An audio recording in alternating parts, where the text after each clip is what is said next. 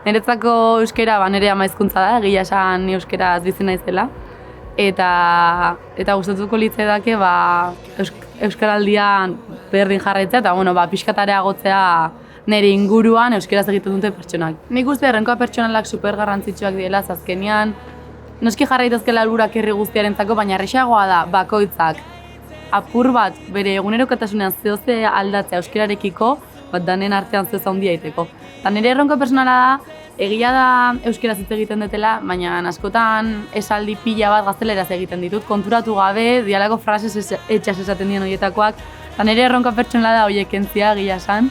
Ni konkizien honintzan, hoen dela ezterrez itzulinez egia esan, eta inoiz hitz egin ez duen jendiakin lortuet konbertsazioa euskeraz izatea.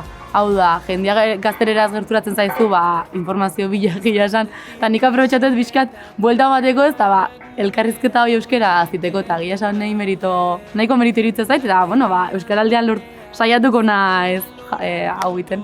Ni arraunlaria naiz, eta arrauna Euskal Herriko kirola da, baina telebista jartzen ez duen bakoitzan ehuneko handi bat gazteleraz da, beraz nire erronka botatzet hemen arraunlari guztiei, bersaiatzegean gure kirola euskeraz egiten.